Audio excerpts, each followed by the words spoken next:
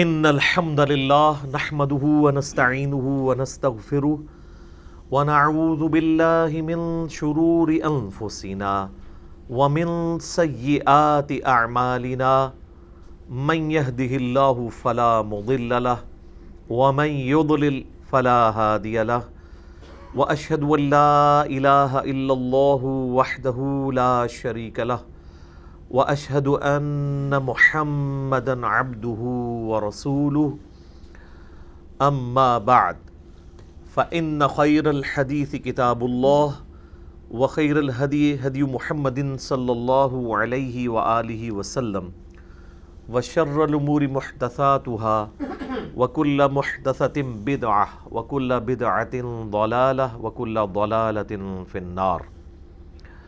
اعوذ باللہ السمیع العلیم من الشیطان الرجیم من ہمزہ ونفخہ ونفثہ بسم اللہ الرحمن الرحیم رب اشرح لی صدری ویسر لی امری واحلل عقدۃ من لسانی یفقہوا قولی.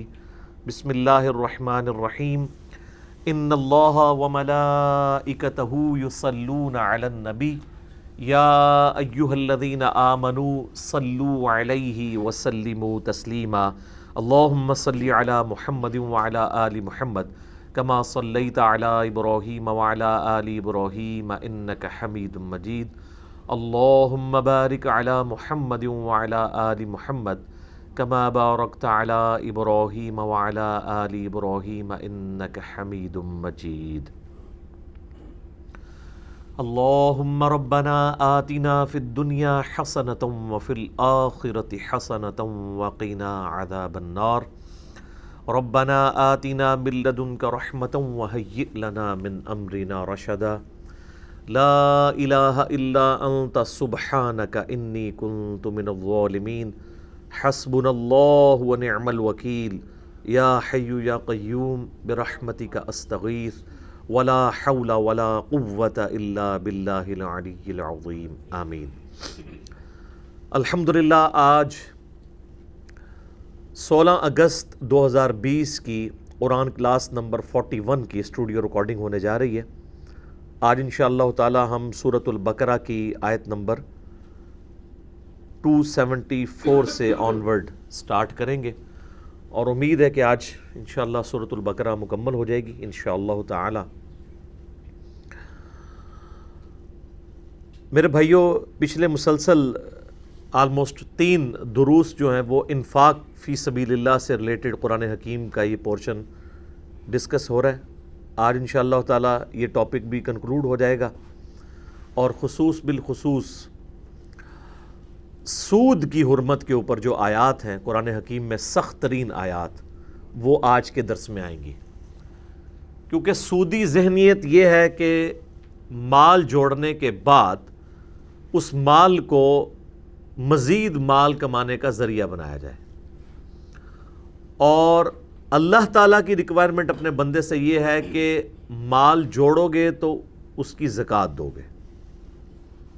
ایٹ لیسٹ 40واں حصہ جسے 2.5% کہتے ہیں سالانہ آپ نے نکالنا ہے.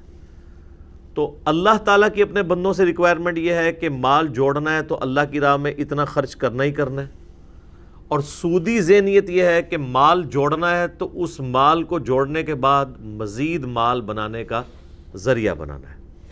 لوگوں کو سود کے اوپر قرضہ دے کے ان کا استحصال کرنا، یہ 2 الگ اپروچز ہیں. اللہ تعالیٰ انسان کو مال کے ذریعے مال کمانے سے روکتا نہیں ہے.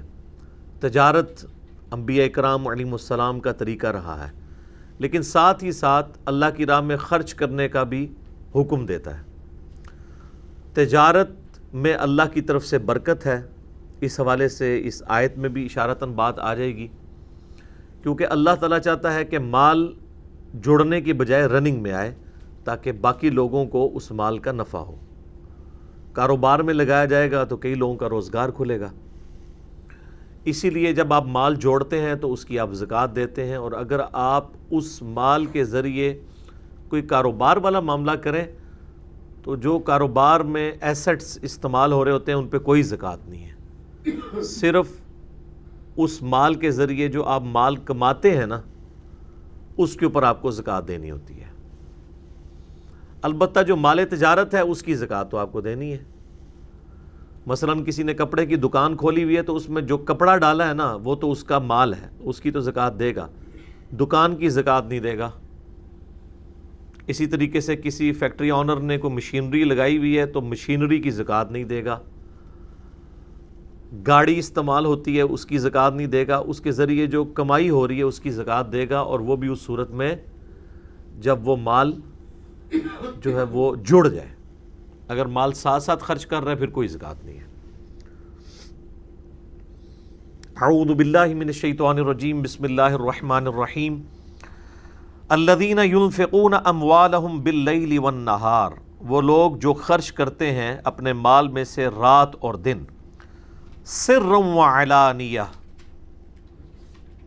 چھپا کر بھی کرتے ہیں اور اعلانیہ بھی کرتے ہیں۔ بعض اوقات جینون ضرورت پڑ جاتی ہے اعلانیہ کرنے کی، اس حوالے سے پچھلی دفعہ ہم ڈسکشن کر چکے ہیں، آج اس ڈیٹیل میں نہیں جائیں گے۔ فَلَهُمْ أَجْرُهُمْ عِنْدَ رَبِّهِمْ، ایسے لوگوں کا اجر ہے اپنے رب کے حضور۔ وَلَا خَوْفٌ عَلَيْهِمْ وَلَا هُمْ يَحْزَنُونَ، ایسے لوگوں کو قیامت والے دن نہ تو کوئی خوف ہوگا اور نہ کوئی غم۔ اب وہ سخت ترین آیات آ رہی ہیں سود کی حرمت کے حوالے سے، سورۃ البقرہ آیت نمبر 275 سے آنورڈ۔ الذین یأکلون الربا، وہ لوگ جو کہ سود کھاتے ہیں، لا یقومون الا کما یقوم الذی یتخبطہ الشیطان، وہ نہیں کھڑے ہوں گے مگر اس حال میں جیسا کہ ایسا شخص کھڑا ہوتا ہے جسے شیطان نے، کسی جن نے چھو کے مخبوط الحواس کر دیا ہو، پاگل کر دیا ہو۔ یہ اسپیسیفکلی قیامت کا ذکر ہے کہ قیامت والے دن اس حال میں وہ اٹھایا جائے گا۔ ویسے آپ اس کا عملی مظاہرہ جو ہے وہ اسٹاک ایکسچینج میں دیکھ سکتے ہیں۔ وہ آلموسٹ جس طریقے سے ایک دوسرے سے بات کر رہے ہوتے ہیں نا، تو وہ یہی لگ رہا ہوتا ہے کہ ان کو شیطان نے مس کر کے جو ہے نا مخبوط الحواس کیا ہوا ہے۔ قیامت والے دن تو جو ہونا ہے وہ ہونا ہے۔ اسٹاک ایکسچینج کی کمائی مطلقاً حرام نہیں ہے، اس میں جو حلال کے کاروبار کے ایسٹس ہیں وہ صحیح ہیں، لیکن جو حرام کا پورشن ہے وہ تو حرام ہے۔ یعنی ایسے کاروبار میں مال کھپانا جو فی نفسی غلط تھا وہ تو غلط ہے۔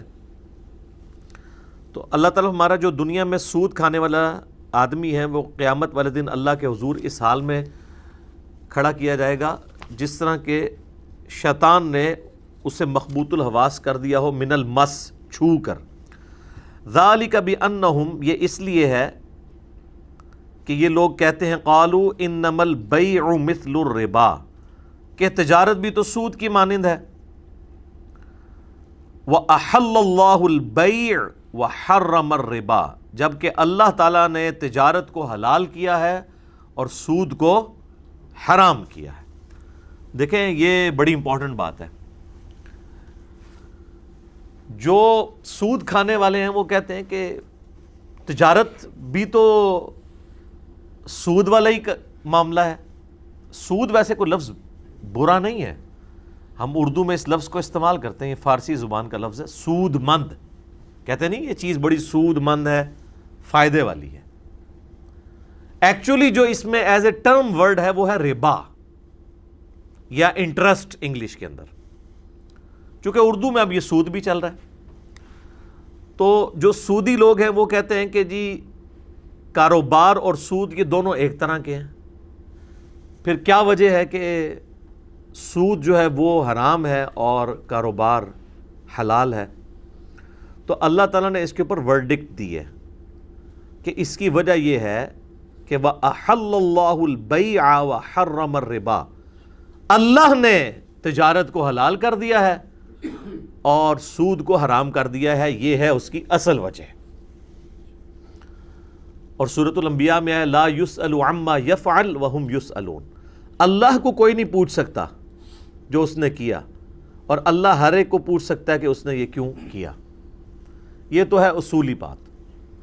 باقی اگر آپ اس کی تفسیر کے اندر جائیں تو آپ کو ٹیکنیکل ریزنز بھی سامنے آ جائیں گی کہ سود اور کاروبار میں زمین آسمان کا فرق ہے. سود پیسے کے بدلے پیسہ ہوتا ہے، منی اگینسٹ منی، جبکہ کاروبار منی اگینسٹ گڈز ہوتا ہے، چیزوں کے بدلے مال کمانا ہے.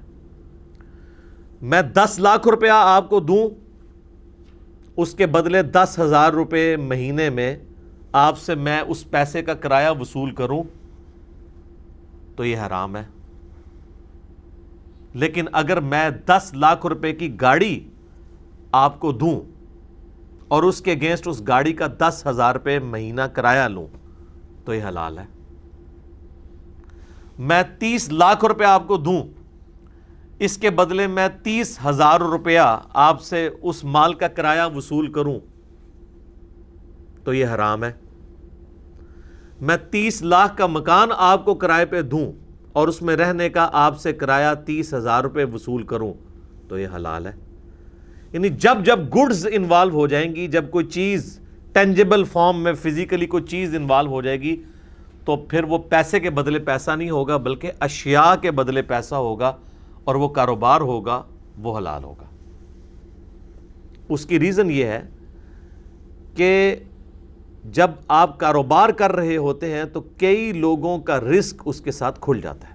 مثلا کسی نے رینٹ اے کار کا کاروبار شروع کیا ہوا ہے، گاڑی اس نے کرائے پہ چھوڑی ہوئی ہے. اب وہ گاڑی 50 لاکھ روپے کی بھی ہو نا، اس کے اوپر 0 زکوٰۃ ہے.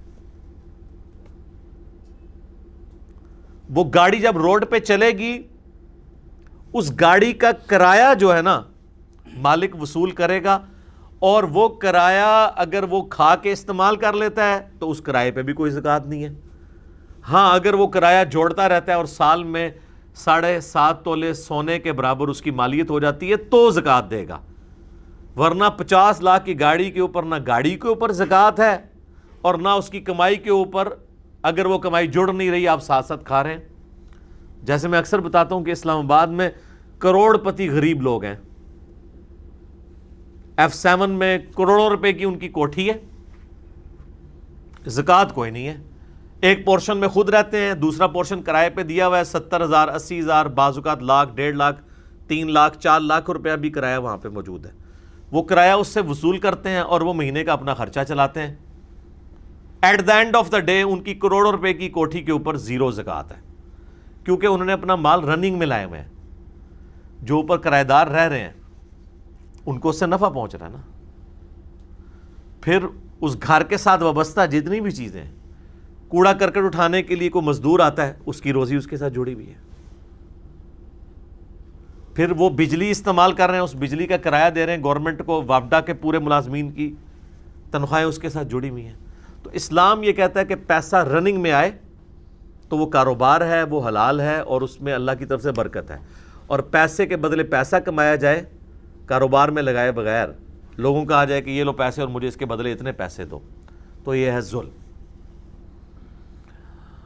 اور یہ بھی یاد رکھیے گا کہ پروفٹ کی پرسنٹیج تو آپ فکس کر سکتے ہیں لیکن پروفٹ کو آپ فکس نہیں کر سکتے. مثلا میں نے اگر کسی کے کاروبار میں 10 لاکھ روپے لگائے کاروبار میں ایز اے سلیپنگ پارٹنر، جسے مداربہ بھی یہ کہتے ہیں کہ محنت تیری ہوگی مال میرا ہوگا، اور میں اس کے ساتھ یہ طے کروں گا کہ مجھے آپ نے کمائی کا سپوز 50% دینا ہے. وہ اب میری مرضی ہے، جس طرح ہم کنسنسس کے ساتھ کریں. 30% لے سکتے ہیں، 70% وہ لے لے، 30% آپ. آسان سمجھانے کے لیے 50% وہ لیتا ہے، 50% آپ. تو جو پروفٹ ہے اس کی پرسنٹیج فکس ہو گئی. کیا؟ 50%. مراد یہ کہ اگر وہ 10 لاکھ سے 10,000 روپیہ کمائے گا تو 5,000 آپ کو دے گا اور 5,000 خود. لیکن اگر اگلے مہینے وہ 5,000 کمائے گا تو اب آپ کو 5,000 نہیں وہ دے گا بلکہ 2,500 دے گا. اب آپ اس کو نہیں کہہ سکتے کہ جی پچھلے مہینے تو نے مجھے دیا تھا 5,000 روپیہ، تو فکس کر میرے ساتھ کہ مجھے ہر مہینے تو 5,000 ہی دے گا یا 10,000 ہی دے گا. تو یہ سود ہو جائے گا. کرایہ آپ فکس کر سکتے ہیں کیونکہ اس میں گڈز انوالو ہو جاتی ہیں کہ آپ نے کسی کو چنگچی لے دی اور اسے کہا کہ روزانہ کا 300 کرایہ مجھے دینا ہے، تو اب یہ چیز کا کرایہ ہے، یہ بالکل جائز ہوگا۔ لیکن اگر آپ کسی کاروبار میں انویسٹمنٹ کرتے ہیں پھر آپ اس سے فکس منی نہیں لیں گے بلکہ پرسنٹیج لیں گے اس کی کمائی کی، اور اس میں یہ ہے کہ اگر وہ اگلی دفعہ 20,000 کماتا ہے تو پھر آپ کو 10,000 دے گا، اگر 40,000 کماتا ہے تو 20,000 دے گا، 1,00,000 کماتا ہے تو 50,000 دے گا۔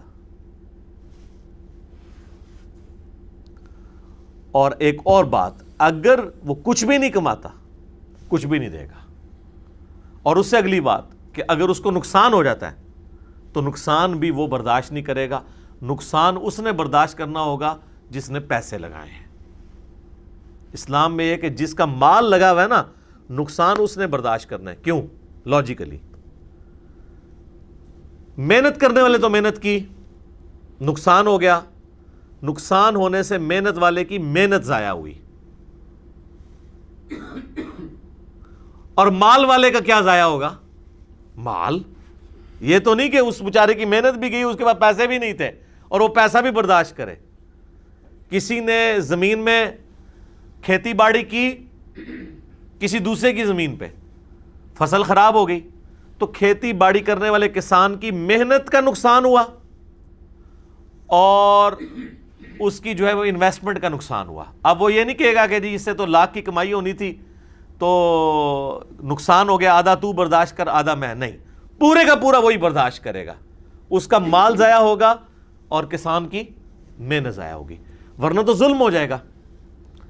تو یہ اس اعتبار سے یاد رکھنا ہے۔ اور دوسرا یہ بھی یاد رکھیں، بعض لوگ یہ کہتے ہیں کہ جی بینک والا سود تو حلال ہے، کیونکہ اگلے زمانوں میں سود یہ ہوتا تھا کہ امیر لوگ غریبوں کا استحصال کرتے تھے اور ان سے وہ مال لے کر اس کے عوض ان کو، یعنی غریب سے غریب تر ہوتا تھا، امیر سے امیر تر ہوتا تھا۔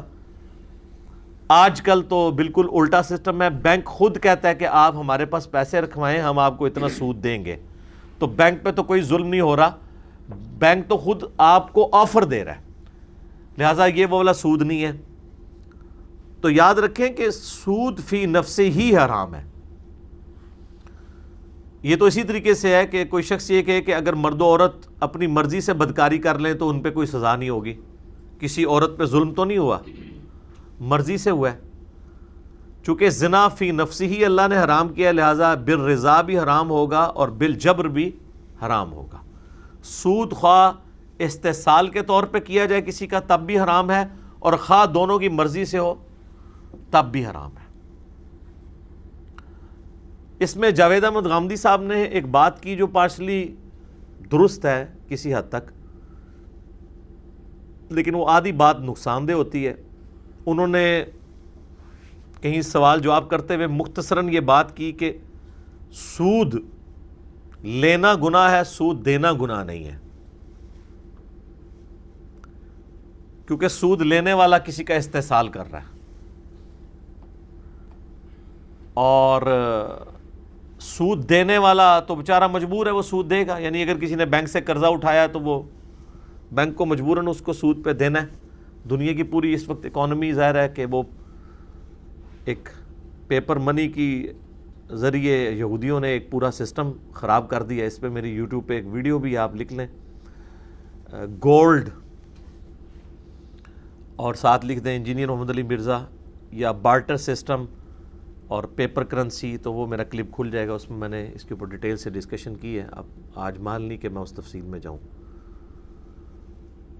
حالانکہ غامدی صاحب نے پی ٹی وی کے اوپر آج سے تقریباً 15-20 سال پہلے جو پروگرام کیے ہیں اس میں انہوں نے بالکل صراحتاً یہ بات کی تھی کہ جس طرح زنا بالرضا حرام ہے، اس طرح مرضی کے ساتھ سود لینا اور دینا دونوں حرام ہے۔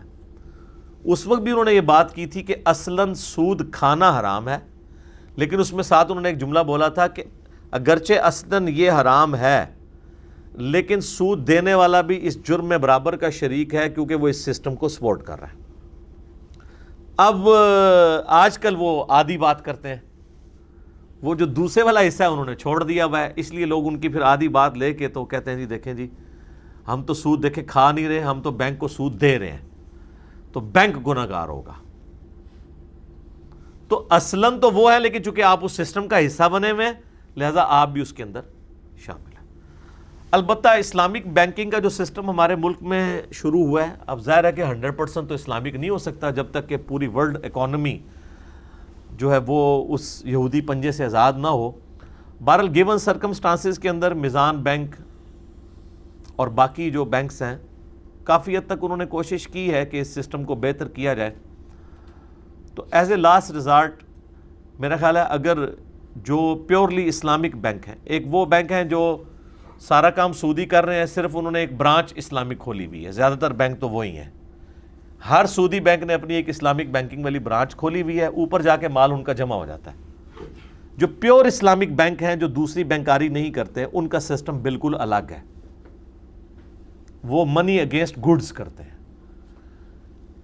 کچھ عرصہ پہلے یہ جو کراچی کا ایئرپورٹ ہے، جناح انٹرنیشنل ایئرپورٹ، اس کی توسیع ہونی تھی تو تقریباً 6 ارب روپیہ اس کے اوپر لگنا تھا، جو سامان اور یہ سارا۔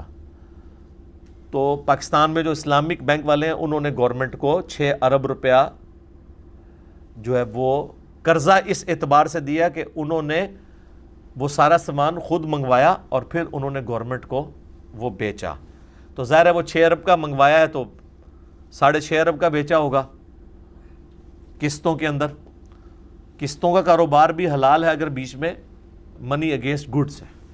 ظاہر ہے کوئی اس لیے کہ تو نہیں بیٹھا ہوا کہ بھئی آپ کو مفت کھلاتا رہے گا، تو وہ اس طریقے سے پھر انہوں نے کمائی کی اور پھر وہ دیتے ہیں۔ تو آپ اس لیے اگر اسلامک بینکس میں جائیں تو وہ پرسنل لون آپ کو کبھی بھی نہیں دیتے۔ مکان بھی بنانا ہے، وہ کہیں گے ہاں جی مکان بنانا ہے، کتنے پیسے ہیں؟ آپ کہیں گے 30 لاکھ، وہ کہتے ہیں 20 ہم دیتے ہیں۔ لیکن صرف 20 لاکھ مانگیں، وہ کہتے ہیں کوئی نہیں، کیونکہ کہتے ہیں خالی 20 لاکھ تو پھر پیسے کے بدلے پیسہ ہوگا۔ مکان میں وہ کہتے ہیں کہ ٹھیک ہے مکان بناؤ، 30 لاکھ کا مکان میں 30 لاکھ تمہارا، 20 لاکھ میرا، ٹوٹل ہوا 50 لاکھ۔ 50 لاکھ کا مطلب ہے کہ اگر اس کے 5 حصے کیے جائیں تو 3 حصوں کے مالک تم، 2 کے ہم۔ تو جب تک ہم 2 کے مالک ہیں تو تم ہمارے والے پورشن کا ہمیں کرایہ دیتے رہو گے، پلس وہ 2 حصے جو ہیں وہ پھر قرض بھی ہمیں واپس کرو گے۔ اور جیسے جیسے قرض کم ہوتا جاتا ہے وہ کرایہ بھی کم کرتے جاتے ہیں۔ تو پیسے کے بدلے پیسے نہیں بلکہ مکان کے عوض لے رہے ہوتے ہیں۔ اس لیے قسطوں کا کاروبار جو ہے یہ اس سے بالکل ڈیفرنٹ ہے۔ اس کے اوپر میری یوٹیوب پہ ویڈیو ہے اسلامک بینکنگ والی۔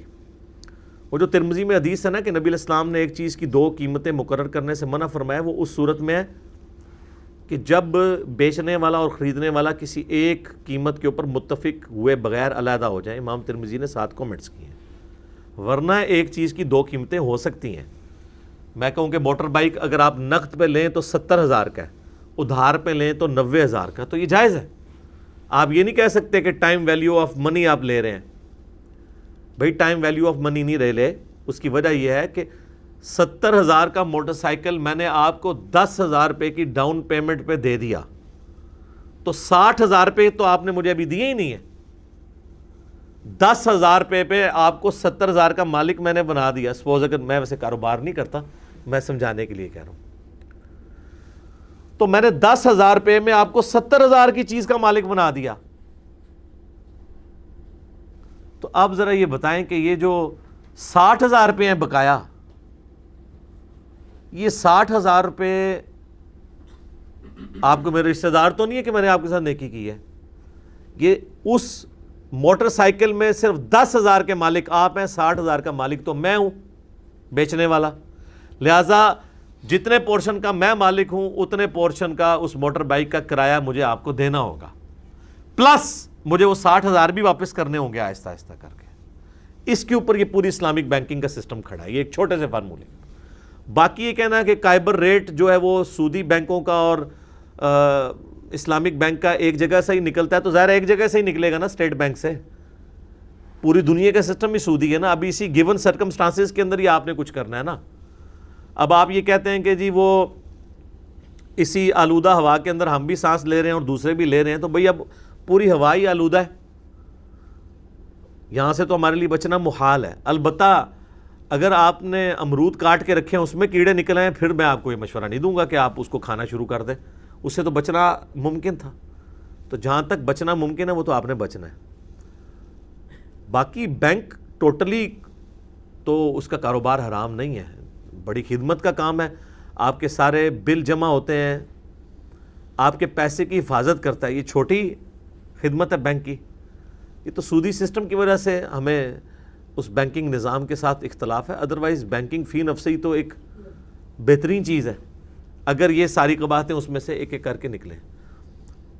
ملیشیا میں اسلامک بینکنگ کا سسٹم بنایا گیا ہے، اور دنیا میں اگر پیور اسلامک بینکنگ ہے تو وہ اسرائیل کے اندر ہے، کیونکہ یہودیوں کے نزدیک یہودی سے سود لے کے نہیں کھا سکتا، تو وہاں پہ سودی سسٹم ہے ہی نہیں ہے.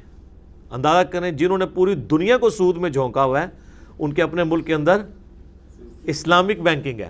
ہم اسے اسلامک بینکنگ کہہ دیں اور وہ ہے نان سودی بینکنگ، کیونکہ وہ ان کی تالمود میں لکھا ہے کہ جینٹائل سے آپ سود لے کے کھا سکتے ہیں.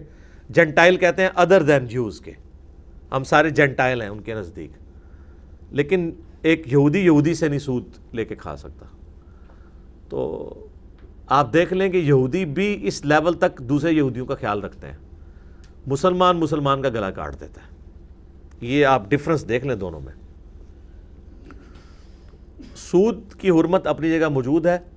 اسلامک بینکنگ ایک اس کی طرف قدم ہے. لوگ پوچھتے بھی رہتے ہیں، تو کسی نے گاڑی نکلوانی ہے، کسی نے مکان بنانا ہے، تو آپ اسلامک بینک جو پیورلی ہیں ان سے رابطہ کریں، اور یہ بھی ایز اے لاسٹ ریزارٹ ہے. اگر آپ اس سے بھی بچ سکتے ہیں تو بہت اچھی بات ہے.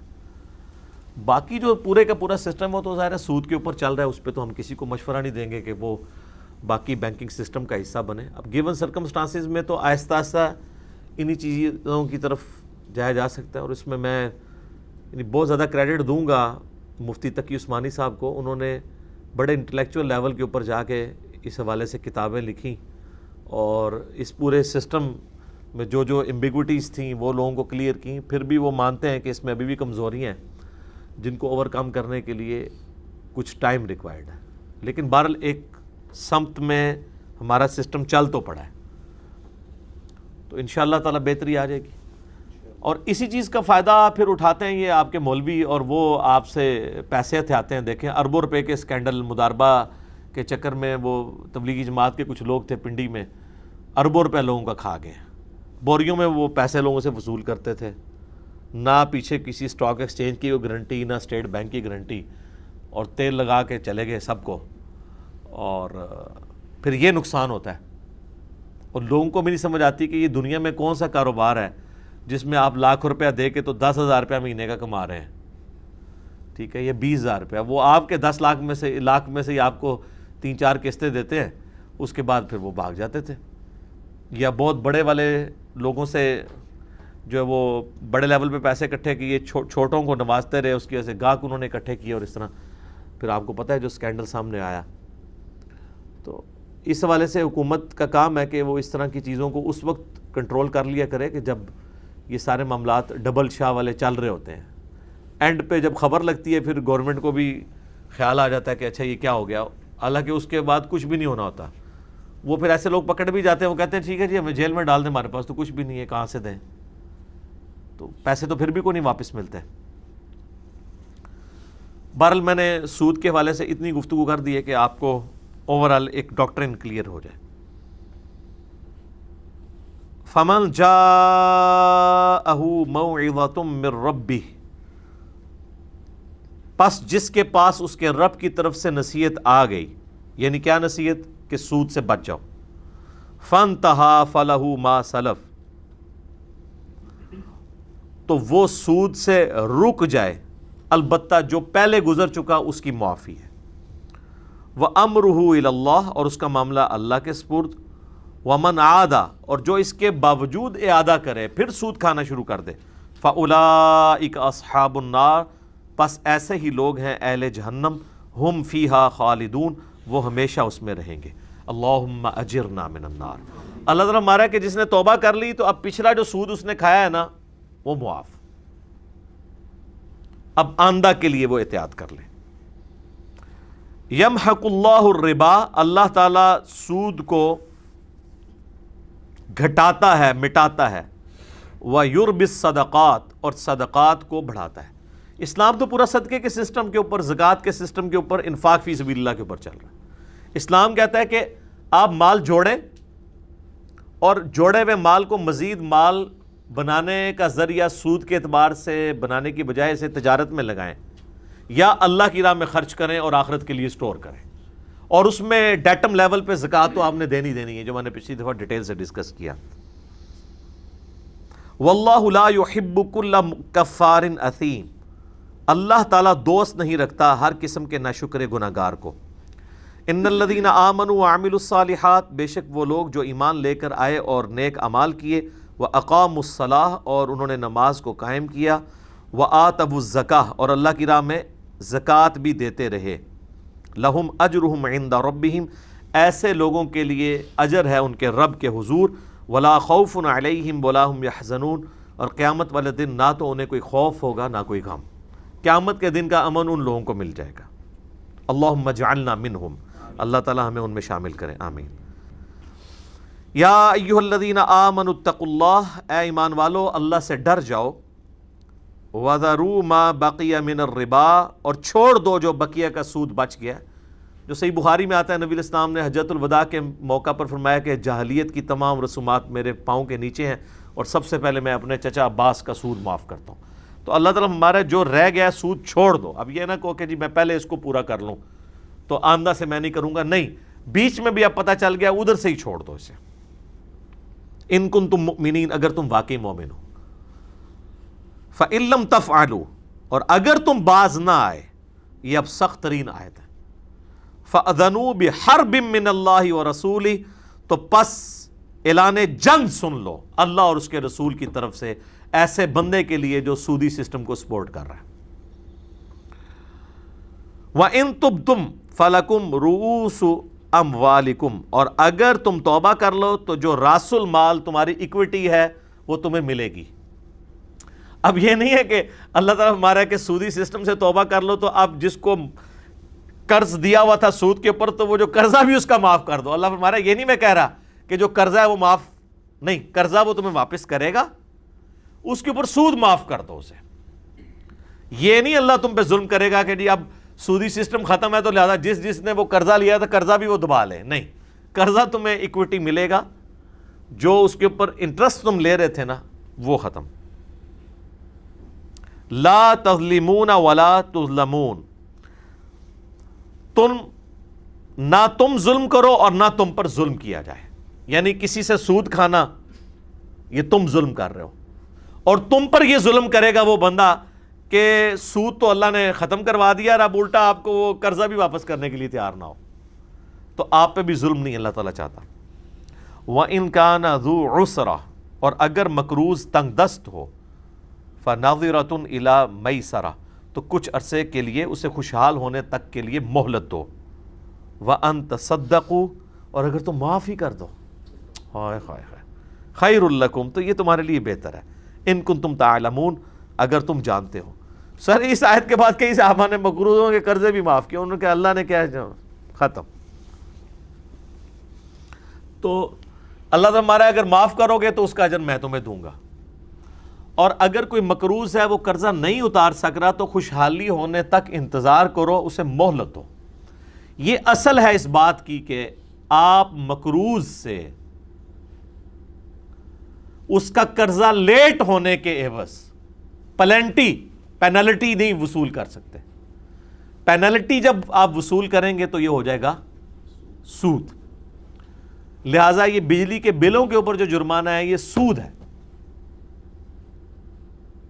کیونکہ یہ آپ سے وہ پینلٹی وصول کر رہے ہیں، کیونکہ ہم جو بجلی استعمال کرتے ہیں حکومت سے ادھار استعمال کرتے ہیں، اور at the end of the month ہم اس ادھار کو اتارتے ہیں پیسوں کی فارم میں کہ آپ نے اتنے یونٹ استعمال کیے۔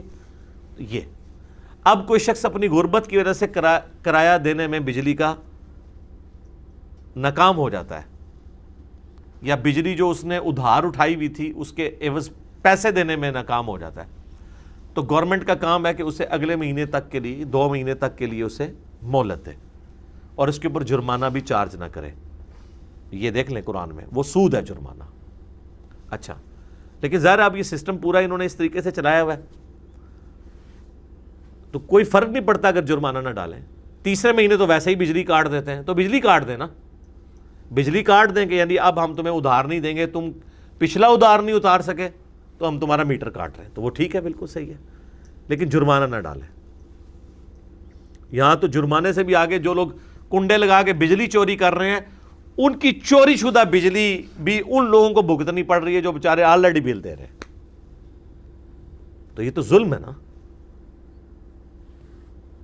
تو اللہ تعالیٰ ہمارا ہے کہ اسلام کا مزاج یہ ہے کہ آپ نے مہلت دینی ہے مقروض کو بجائے اس کے اوپر جرمانے ڈالنے کے. اچھا اسلامک بینکنگ والوں نے اس کا پھر نعم البدل سوچا ہوا ہے. وہ قرضہ لیٹ ہونے کے اوپر سود نہیں ڈالتے, لیکن انہوں نے ایک اور تلوار لٹکا دی ہے کہ پیسے آپ سے لیں گے لیکن وہ ڈائریکٹلی اسٹیٹ بینک کے چیریٹی فنڈ میں جائیں گے. وہ کہتے ہیں اگر یہ بھی نہیں ہم کریں گے تو لوگ تو سود یہ قرضہ ہی واپس نہیں کریں گے, حالانکہ یہ بھی غلط ہے, یہ بھی نہیں ہونا چاہیے. بہرحال انہوں نے درمیان کا راستہ نکالا ہے اس اعتبار سے کہ وہ کہتے ہیں کہ اگر ہمارا کوئی قرضہ لیٹ کرے گا تو قسط کے لیٹ ہونے پہ ہم اسے جرمانہ نہیں ڈالیں گے, البتہ اس قسط کے لیٹ ہونے پہ وہ ایک جرمانے والی رقم گورنمنٹ کو دے گا, بینک اس سے نفع نہیں اٹھائے گا, چونکہ بینک نے قرضہ دیا ہوا ہے تو قرضہ دینے والا مقروض سے مال نہیں وصول کر سکتا. تو وہ کہتے ہیں کہ وہ گورنمنٹ کا جو چیریٹی فنڈ ہے جس میں زلزلہ زدگان کے لیے, سیلاب زدگان کے لیے, غرباء کے لیے مال ہوتا ہے, وہ اس میں چلا جائے گا. اگرچہ یہ بھی غلط ہے لیکن بہرحال یہ غلط اس لیول کا غلط نہیں ہے کہ ڈائریکٹ بینک ہی کھانا شروع کر دے. یعنی اب بینک کا انٹرسٹ ختم ہو گیا اس میں, بینک کو تو کوئی فائدہ نہیں ہے اگر آپ قرضہ لیٹ کر رہے ہیں, باقی بینک کو تو ہو جاتا ہے فائدہ کہ ان کو پیسے ملتے ہیں, ان کو کوئی فائدہ نہیں. وَاتَّقُوا يَوْمًا تُرْجَعُونَ فِيهِ إِلَى اللَّهِ, اور ڈرتے رہو اس دن سے جب تم لوٹائے جاؤ گے اللہ کی طرف. ثُمَّ تُوَفَّىٰ كُلُّ نَفْسٍ مَّا كَسَبَتْ, پھر ہر جان کو پورا پورا بدلہ دیا جائے گا جو اس نے دنیا میں کمایا تھا. وَهُمْ لَا يُظْلَمُونَ, اور ان پر کوئی زیادتی نہیں ہوگی.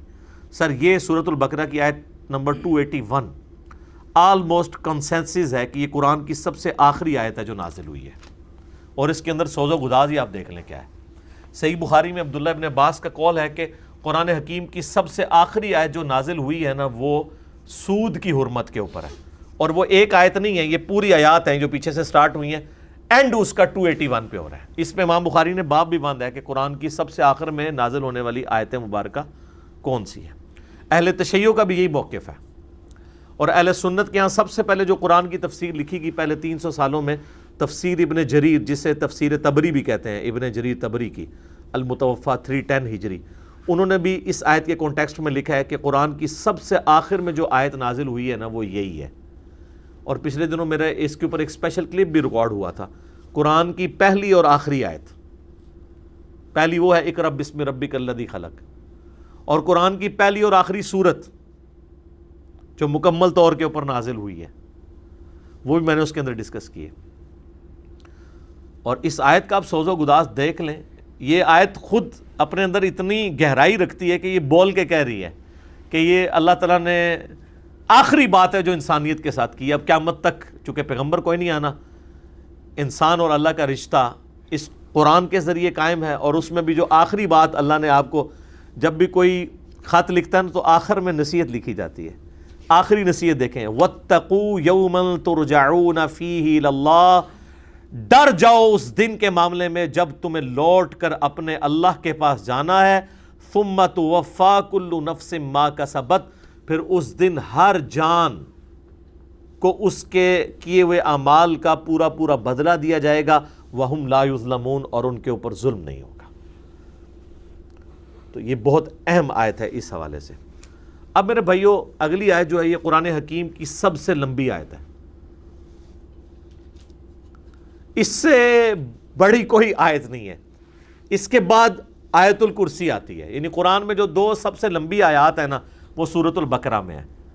نمبر 1 یہ آیت ہے سورۃ البقرہ آیت نمبر 282، اور نمبر 2 ہے سورۃ البقرہ آیت نمبر 255 جسے آیت الکرسی کہتے ہیں۔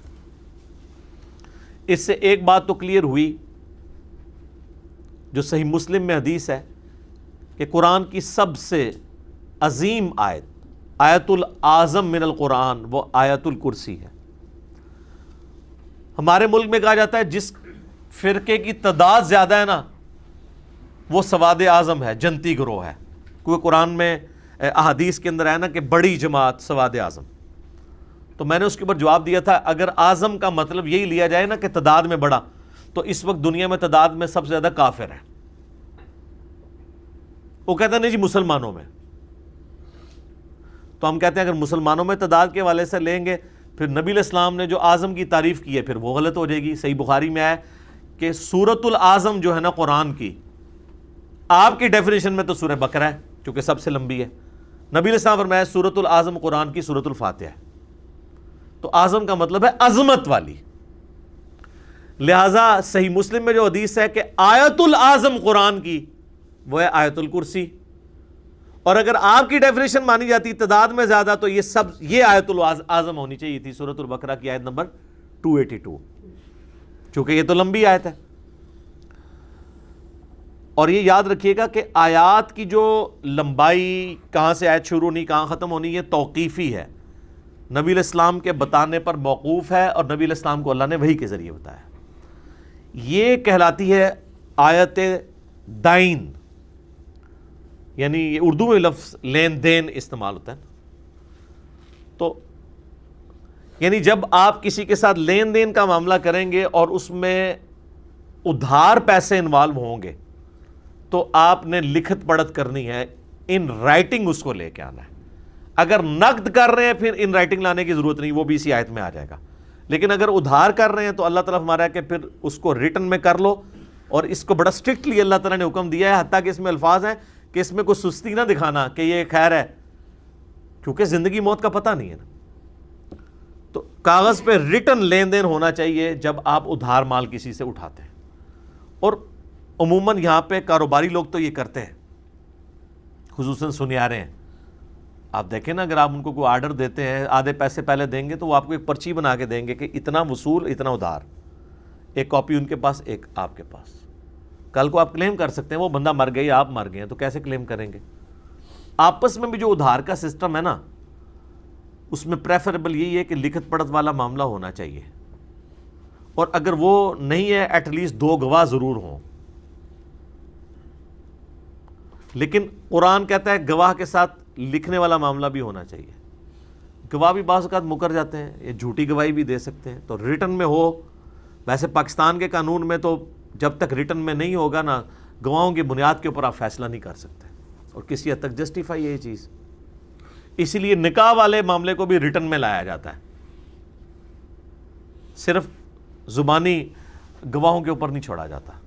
کوئی دنیا میں یعنی اسلام نے اس کی چیز کے اوپر ایمفسائز کیا ہے، الذی علم بالقلم، یہ قرآن کی جو پہلی آیات نازل ہوئی ہیں بخاری مسلم میں آتا ہے، اس میں ایک آیت یہ بھی ہے کہ اللہ نے قلم کے ذریعے علم سکھایا، تو قلم کے ذریعے علم کو محفوظ کیا جاتا ہے۔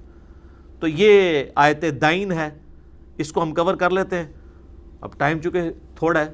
سورۃ البقرہ کی آخری 3 آیات ویسے ہی بہت امپورٹنٹ ہیں، تو انشاءاللہ اگلا 42 نمبر درس ہم کوشش کریں گے کہ انہی 3 آیات کو ہی کور کیا جائے۔ بہرحال یہ ایک آیت جو ہے ہم اس میں کور کر لیتے ہیں تیزی کے ساتھ، یہ خود ہی سیلف ایکسپلینیٹری ہے، باقی جو تمہیدی گفتگو ہے میں نے کر دی ہے، باقی آپ کو ترجمے سے ہی بات سمجھ آ جائے گی۔ یا ایھا الذین آمنوا اذا تداینتم بدین الی اجل مسمی، اے اہل ایمان جب تم ایک دوسرے کو قرض دو کچھ مقررہ مدت تک کے لیے، فاکتبوہ تو اسے لکھ لیا کرو، وَلْيَكْتُبْ بَيْنَكُمْ كَاتِبٌ بِالْعَدْلِ اور تمہارے درمیان جو لکھنے والا ہے وہ انصاف کے ساتھ لکھے۔ یہ آج کے زمانے کے اعتبار سے تو آپ کو سمجھنا مشکل ہوگا، اگلے زمانے میں 99% لوگ چٹے ان پڑھ ہوتے تھے، تو اس لیے اللہ تعالیٰ وہ لکھنے والے کو خوف دلا رہا ہے کہ یہ نہ ہو کہ وہ ادھار بیچارے نے لیا ہے 10,000 روپے اور تم لکھ دو اس کو 12,000، اس بیچارے کو تو پتہ ہی نہیں چلنا۔ آج کل تو آلموسٹ لوگ ان پڑھ لوگ بھی جو ہے نا وہ کم از کم پیسے ضرور گن لیتے ہیں یا ڈیجٹس کا ان کو پتہ ہوتا ہے. اس زمانے میں یہ نہیں ہوتا تھا. اب آپ کو نا یہ اس زمانے کو ذہن میں رکھیں، پھر آپ کو اگلی بات بھی سمجھ آئے گی. وَلَا يَأْبَ كَاتِبٌ أَن يَكْتُبَ كَمَا عَلَّمَهُ اللَّهُ فَلْيَكْتُبْ، اور نہ انکار کرے لکھنے والا لکھنے سے جیسا کہ اللہ نے اسے سکھایا ہے لکھنا. یعنی اللہ تعالیٰ فرماتا ہے کہ یہ اللہ کا تم پہ کرم ہے کہ تم لکھ پڑھ سکتے ہو. بیچارہ ایک ان پڑھ بندہ آیا ہے، اب یہ نہ ہو کہ تم چوڑے ہو جاؤ کہ میں نہیں لکھتا.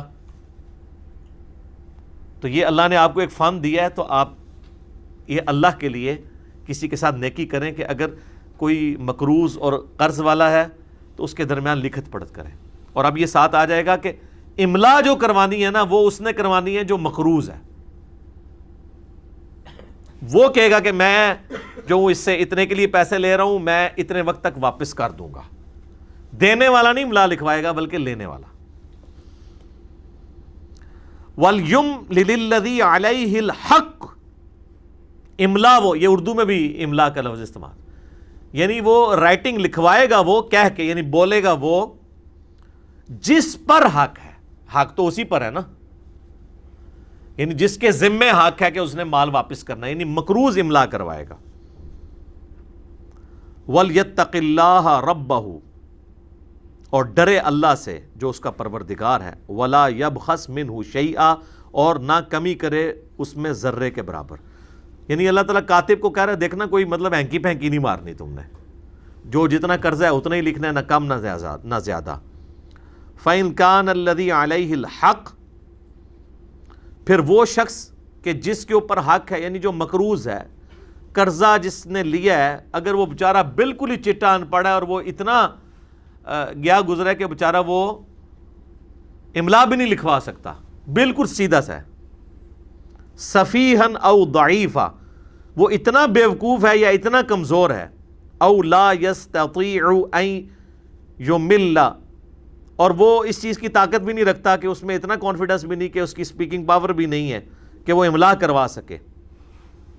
ہوا فلیملل ولیہ بالعدل، تو اگر وہ املا نہیں کر سکتا تو اس کا ولی، کوئی قریبی رشتہ دار تھوڑا بہت سمجھدار بندہ، وہ املا کروا دے. وَاسْتَشْهِدُوا شَهِيدَيْنِ مِن رِجَالِكُمْ، اور اس پورے معاملے کو دو مرد گواہ جو ہیں وہ ویٹ کریں گے، گواہی دیں گے اس کے اوپر، وہ وہاں پہ موجود ہوں کہ ان کے درمیان یہ ادھار والا معاملہ طے پایا. فَإِن لَّمْ يَكُونَا رَجُلَيْنِ، اور اگر دو مرد نہ مل سکیں، فَرَجُلٌ، پھر ایک مرد، وَامْرَأَتَانِ، اور دو عورتیں، مِمَّن تَرْضَوْنَ مِنَ الشُّهَدَاءِ، وہ گواہ جن کو تم پسند کرتے ہو. یعنی بعض اوقات کوئی شخص کہہ سکتا ہے جی مجھے تو ان گواہوں پہ اعتبار نہیں ہے، یہی دو نمبری کرتے ہیں، جس طرح کرتے بھی آپ کو پتہ ہے مکر جاتے ہیں. تو یعنی وہ گواہوں کے اوپر بھی کنسنسس ہونا چاہیے کہ جن کو پسند کرتے ہوں لوگ. ان تضل احداہما فتذکر احداہما الاخری، تو اللہ تعالیٰ کہ دو عورتیں رکھنے کی وجہ یہ ہے کہ اگر ایک عورت بھول جائے تو دوسری عورت اسے یاد کروا دے. یہ حقیقت بات ہے کہ عموماً عورتوں کی جو قوت یاداشت ہے وہ مردوں کی نسبت کم ہوتی ہے. اب کوئی بالکل کسی پھپنی کٹنی عورت کی نہ مثال دے دے کہ اس نے تو پرانی باتیں بھی یاد رکھی ہوئی ہیں. عموماً عورتیں جو ہے نا وہ ان کی یاداشت اللہ نے نیچرلی کمزور رکھی ہے، کیونکہ انہوں نے گھر میں نمبر 2 بن کے گزارا کرنا ہوتا ہے. اگر وہ ہر چیز کو اپنے دل پہ لینا شروع کر دینا تو وہ ہر ٹائم ہی گھر میں لڑائی ہو. مرد جو ہے وہ اس حوالے سے زیادہ ظالم ہوتا ہے. عورتیں آپ دیکھیں اگر وہ ناراض ہوتی ہیں تو تھوڑی دیر بعد خود بخود یہ تھوڑی سی محنت کرنے سے راضی ہو جاتی ہیں. ان کے اندر یعنی بغض و عناد اور لمبے عرصے تک دشمنی پالنا یہ چیزیں نہیں ہوتی. یہ اللہ نے ان کے اندر ایک سیفٹی والو رکھا ہوا ہے، ان کی یاداشت کمزور رکھی ہوئی ہے. تو اللہ تعالیٰ ماتا ہے کہ دو عورتیں گواہ رکھنے کا مقصد یہ ہے ایک مرد کے بدلے دو عورتیں، یا تو دو مرد ہوں گے اور اگر ایک مرد ہوگا تو دو عورتیں، تاکہ اگر ایک بھول جائے تو دوسری اسے یاد کروا دیں. بعض اوقات عورتیں مطلب دو عورتیں ایک طرح کے واقعے کو بیان کرتے ہوئے آپس میں ان کے الفاظ ہی نہیں میچ کر رہے ہوتے. پھر وہ عورتوں کو یاد دلانا ذرا آسان ہوتا ہے، وہ پھر ان کو یاد کرواتی ہیں کہ نہیں نہیں ایدے تے ہو ایسی پیڑی ہے، کہتی ہیں ہاں ایہی ہو ایسی. تو یہ وہی چیز ہے اللہ ہمارا کہ اگر ایک بھول جائے تو دوسری پیڑی انہوں یاد کروا دو.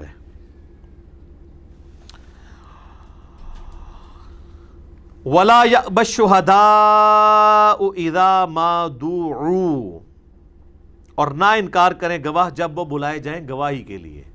یعنی کل کو کہیں رپھڑا ڈال جائے مقروض اور قرض دینے والے کے درمیان، اور جب گواہوں کو بلایا جائے تو اب وہ گواہی باری پڑ جائیں کہ ہم نے گواہی نہیں دینی ہے، یا وہ پیسے مانگیں. یہ کام بھی نہیں ہونا چاہیے.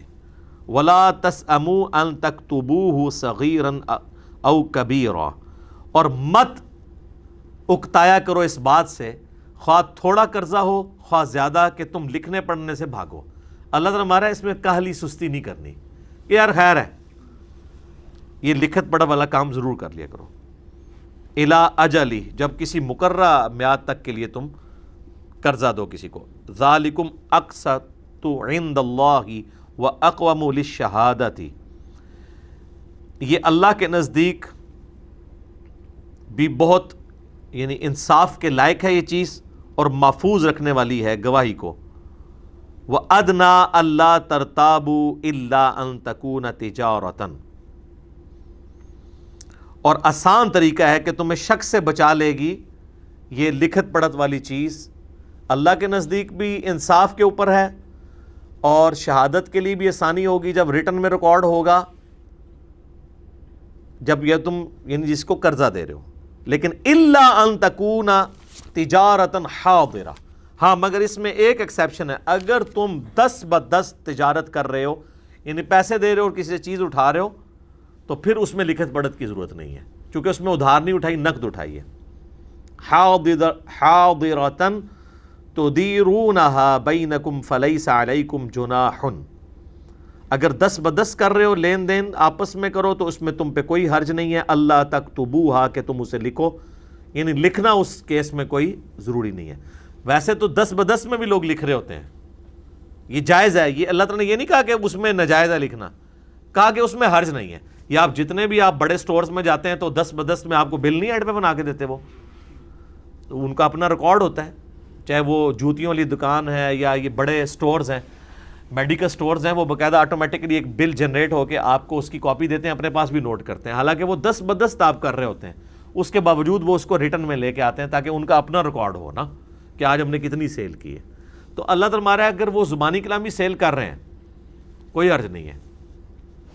لیکن اس کے اگینسٹ جن لوگوں نے ٹیکس چوری کرنی ہے، ٹیکس نہیں کرنا، کروڑوں روپیہ روزانہ کی وہ سیل کر رہے ہیں، وہ آپ دیکھیں سارا زبانی کلامی چل رہا ہے. یہ آپ کے جتنے آئس کریم والے پارلر ہیں آپ دیکھیں ان کی روزانہ کی سیل لاکھوں میں ہے، اور ایک کپ پہ آپ سے 150 روپیہ لے رہے ہیں اور روزانہ کے ہزاروں کپ بیچتے ہیں. نہ اپنے پاس کوئی ریٹرن میں انہوں نے نوٹ کر رہے ہوتے ہیں، نہ آپ کو کوئی دے رہے ہوتے ہیں، کیونکہ وہ پکا بل انہوں نے بنانا نہیں، انہوں نے ٹیکس تو نہیں دینا ہوتا. تو یہ تو کمائی حرام ہے. میرا یوٹیوب کے اوپر آپ کلپ دیکھ لیں، ٹیکس اور انجینئر محمد علی مرزا لکھیں، یہ سب لوگ جو ہے حرام کی کمائی کر رہے ہیں، کیونکہ اس کے اگینسٹ یہ لوگ بینیفٹ تو گورنمنٹ سے سارے لے رہے ہیں. جس سڑک پہ چل کے اپنی دکان تک آتے ہیں نا، وہ بھی گورنمنٹ نے ہمارے ٹیکسز سے بنائی ہوئی ہے. آپ ٹیکس نہ دیں، اور میں تو الاؤ نہیں کروں گا کہ میرے ٹیکس پہ بنی ہوئی سڑک پہ ایک کروڑ پتی بندہ جو ہے وہ اپنی گاڑی ڈرائیو کر کے آئے اور وہ 1 روپیہ بھی گورنمنٹ کو ٹیکس نہیں دے رہا ہے، یہ ٹیکس چوری کر رہا ہے. یہ ٹاپک ایک الگ ہے، میں اس کو چھوڑتا ہوں یہاں پہ. وَأَشْهِدُوا إِذَا تَبَايَعْتُمْ، اور گواہ ضرور بنا لیا کرو جب خرید و فروخت کرو. وَلَا يُضَارَّ كَاتِبٌ وَلَا شَهِيدٌ، اور نہ تکلیف دی جائے لکھنے والے کاتب کو اور نہ گواہی دینے والے کو. یہ نہ ہو وہ کہ جی نیکی کر کے گلے پڑ گئی ہے، کاتب کو بھی بیچ میں گھسیٹ لیا، یعنی کوئی آپس میں جھگڑا ہوا تو پہلے ان کی کوٹ لگ گئی، لکھنے والے کی اور گواہی دینے والوں کی، جس کی وجہ سے آج کل کئی لوگ پھر وہ کہتے ہیں جی وہ عدالتوں میں ہمیں چکر کاٹنے پڑیں گے، ہم گواہی نہیں بنتے. یہ گواہی ہے تو وہ چھپا جاتے ہیں. وَإِن تَفْعَلُوا فَإِنَّهُ فُسُوقٌ بِكُمْ، اور اگر تم ایسا کرو گے تو یہ نافرمانی ہوگی تمہاری، اللہ کے حضور نافرمانی شمار ہوگی. وَاتَّقُوا اللَّهَ، اللہ سے ڈر جاؤ. وَيُعَلِّمُكُمُ اللَّهُ، اور اللہ تعالیٰ تمہیں سکھاتا ہے، یعنی یہ دنیا میں رہنے کے آداب معاشرت اللہ تعالیٰ تمہیں قرآن کے ذریعے سکھا رہا ہے. واللہ بکل شیء علیم، اور اللہ تعالیٰ ہر چیز کو اپنے علم سے گھیرے ہوئے ہے. تو یہ آپ دیکھ لیں، اتنی لمبی آیت ہے۔ اگلی آیت بھی اسی کے ساتھ جڑی ہوئی ہے، 283 نمبر۔ وَإِن كُنتُمْ عَلَىٰ سَفَرٍ، اور اگر تم سفر کی حالت میں ہو، وَلَمْ تَجِدُوا كَاتِبًا، اور تم کو کاتب نہ پاؤ، فَرِحَانٌ مَقْبُوضَةٌ، تو پھر کوئی چیز رہن رکھ سکتے ہو کسی کے پاس، یعنی کسی کے پاس کوئی چیز گروی رکھ کے اس سے قرضہ وصول کر سکتے ہو۔ ظاہر ہے اب ریٹن میں بھی نہیں، کوئی گواہ بھی نہیں ہے، تو کسی کے پاس کوئی گروی چیز ہوگی تو اس کے عوض وہ کلیم کرے گا نا کہ تو نے تو میرے سے اتنی رقم لی ہوئی تھی۔ فَإِنْ آمِنَ بَعْضُكُمْ بَعْضًا، پھر اگر اعتبار کر لے تم میں سے بعض پر، فَلْيُؤَدِّ الَّذِي اؤْتُمِنَ أَمَانَتَهُ وَلْيَتَّقِ اللَّهَ رَبَّهُ، تو پھر اس امانت والے کو بھی چاہیے کہ وہ امانت اس کی واپس کر دے اور اپنے رب سے ڈر جائے۔ یہ نہیں ہے کہ آپ رہن رکھ کے 10 روپے کی چیز رہن رکھ کے 50 روپے کسی سے قرضہ لیا ہے، اب اس بیچارے نے اللہ کے لیے آپ کو قرضہ دے دیا ہے تو اب آپ قرضہ لے کے ہی بھاگ جائیں۔ تو اللہ تعالیٰ ہمارا جس نے تمہارے اوپر اعتبار کیا نا خدا کے لیے، اللہ کے لیے اس نے اعتبار کیا ہے کہ اس نے بغیر گواہوں کے، بغیر ریٹن ریکارڈ کے، صرف ایک رہن رکھی ہوئی چیز کے عوض تمہیں قرضہ دے دیا ہے، تو اب مہربانی کر کے اس کا قرضہ واپس کرو، ٹھیک ہے۔ وَلَا تَكْتُمُوا الشَّهَادَةَ، اور دیکھنا شہادت کو کبھی مت چھپانا۔ وَمَن يَكْتُمْهَا فَإِنَّهُ آثِمٌ قَلْبُهُ، جو کوئی بھی گواہی کو چھپاتا ہے تو یقیناً اس کا دل گناہ گار رہے گا۔ تو صحیح مسلم میں حدیث ہے، گناہ وہ جو تیرے دل میں کھٹکے اور تو اس بات سے آر محسوس کرے کہ لوگ اس پر مطلع ہو جائیں۔ وَاللَّهُ بِمَا تَعْمَلُونَ عَلِيمٌ، اور اللہ تعالی خوب جانتا ہے جو کچھ تم اعمال کر رہے ہو۔ تو آپ دیکھ لیں کہ قرآن حکیم میں صرف عبادات ڈسکس نہیں ہوئی ہیں بلکہ معاشرت کے بھی چند امپورٹنٹ پہلوز، آج دیکھ لیں پورا کاروباری سسٹم ڈسکس ہوا ہے، سود کے حوالے سے ڈسکشن ہوئی ہے، انفاق فی سبیل اللہ کے حوالے سے، اور پھر جو قرضے والا سسٹم، ظاہر ہے یہ پورے کا پورا نظام تجارت میں تو قرضے کے اوپر چل رہا ہے۔ آپ ابھی بھی آپ مارکیٹ میں جائیں، کئی تو بیچارے اتنے غریب ہیں کہ وہ خود ادھار کے اوپر چیز اٹھاتے ہیں اور پھر اس کو بیچنے کے بعد اس میں سے واپس کرتے ہیں اور کچھ اپنے پاس رکھتے ہیں اور نیکسٹ مال خریدتے ہیں، جو ہماری گورنمنٹ کو اینڈ ٹائم کے اوپر پتہ نہیں کس نے دماغ میں کیڑا ڈالا، اور وہ غریب لاکھوں خاندان جنہوں نے عید کے دنوں میں کمائی کرنی تھی تو ان لوگوں نے اینڈ اس ٹائم کے اوپر لاک ڈاؤن کر دیا، تو وہ تو بیچارے لٹ گئے۔ اور یہ وہی حکمران ہے جو ہمیں یعنی کچھ عرصہ پہلے تک کنٹینر کے اوپر کھڑے ہو کے نا تو وہ پوری دنیا کی نیکیاں پڑھایا کرتے تھے۔ تو بڑا دکھ ہوتا ہے، اللہ کرے کہ ان کو عقل آئے۔ ان کو ہم نے اسی لیے پسند کیا تھا کہ ہم ان سے پہلے والے لوگوں سے ان کو بہتر سمجھتے تھے، لیکن اگر انہوں نے بھی وہی حرکتیں کرنی ہیں جو پہلے لوگ کر گئے ہیں اور اپنی غلطیوں کو جسٹیفائی کرنے کے لیے پرانے لوگوں کی مثال دینی ہے کہ بیٹا تو کیوں فیل ہوا، ابا جی آپ کا دوست کا بیٹا بھی فیل ہو گیا اس لیے میں فیل ہوا ہوں، تو یہ کوئی جسٹیفیکیشن نہیں ہے۔ اللہ تعالیٰ سے دعا ہے جو حق بات میں نے کہی اللہ تعالیٰ ہمارے دلوں میں راسخ فرمائے، اگر جذبات میں میرے منہ سے کوئی غلط بات نکل گئی تو اللہ تعالیٰ ہمارے دلوں سے اسے دور کر دے، ہمیں معاف بھی کر دے، ہمیں کتاب و سنت کی تعلیمات پر عمل کر کے دوسرے بھائیوں تک پہنچانے کی توفیق عطا فرمائے۔ انشاءاللہ اگلی دفعہ سورۃ البقرہ کی آخری 3 آیات، آیت نمبر 284، 85 اور 86 اہم ترین قرآن کی آیات ہیں، وہ ڈسکس کریں گے۔ سبحانک اللہم و بحمدک، اشہد ان لا الہ الا انت، استغفرک و اتوب الیک، وما علینا الا البلاغ المبین۔ جزاکم اللہ خیرا۔